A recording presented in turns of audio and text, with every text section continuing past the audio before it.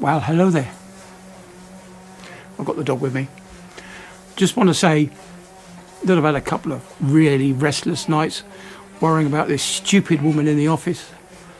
You know, all she needs to do is tell me what day that I'm joining the ship, when I'm getting a hire car or a train ticket, and whether I'm staying in a hotel overnight. But all this cryptic stuff about it's just beyond a joke, really.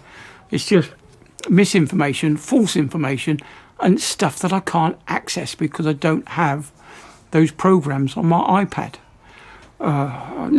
She sent out some file in a format that she's never used before, and I don't know how to open it. I've tried everything. Anyway, that's not why you called.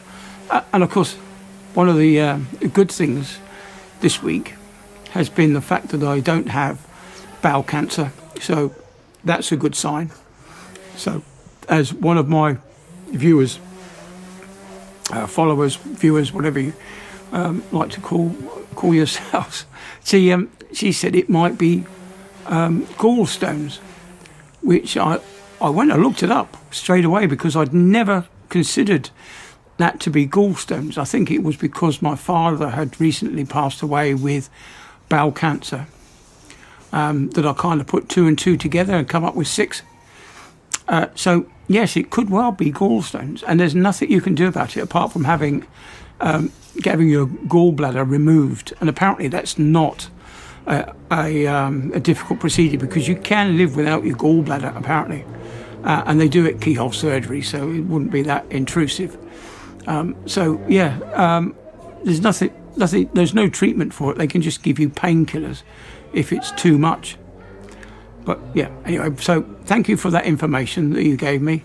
Much appreciated. And I will, when I go and see my doctor after my CT scan, I will suggest that to him, that it could be gallstones or blocked gall thing, whatever. So yeah, that's one thing less to worry about. Sarah, I was going to mention about Sarah going to the Hull Fair.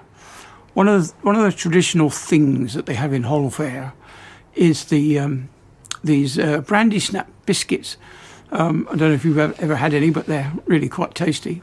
And of course, pomegranates. I suppose back in the early days they didn't have pomegranates, and this was a bit of a novelty, I suppose, that the fair would serve up.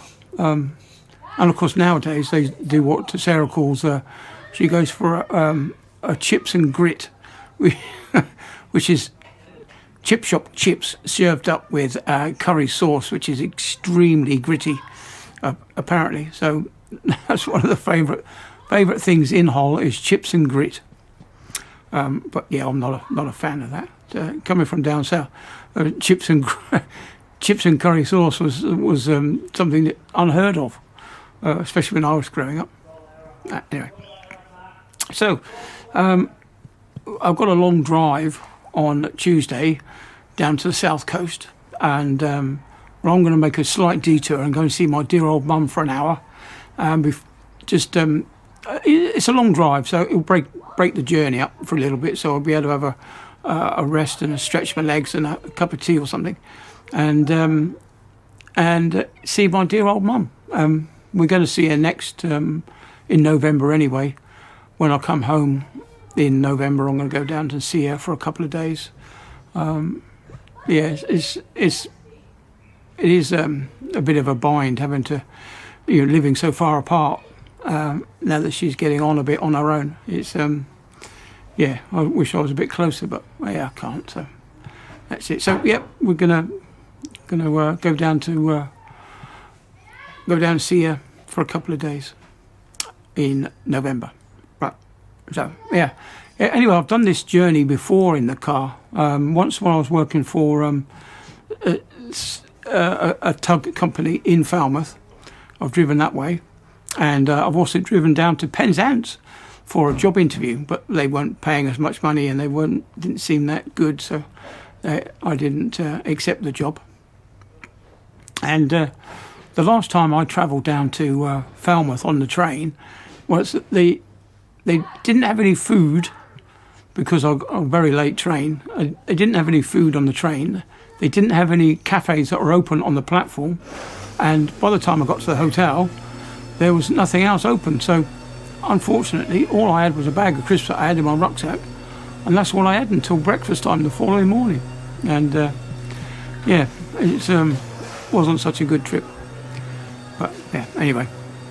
So yeah, that's it. So the camera's going in the bag tonight, or tomorrow morning. So this will be the last of the vlogs until I get out there, and I'll let you let you know what happened with the hotel debacle. We'll see what happens in the end. Anyway, so that's about 6 minutes of your valuable time. Oh yes, I must congratulate you all for following my little tiny channel. I'm now up to 1,402 followers. Thank you very much, and really pleased that you're here. And hopefully, in the next coming weeks, I can put out some good content that you like. A bit more around the boat. I'm sure there's a bit more that you haven't seen. But anyway, so I'll get up and do that later, and I'll see you all on the next one. Okay, bye then.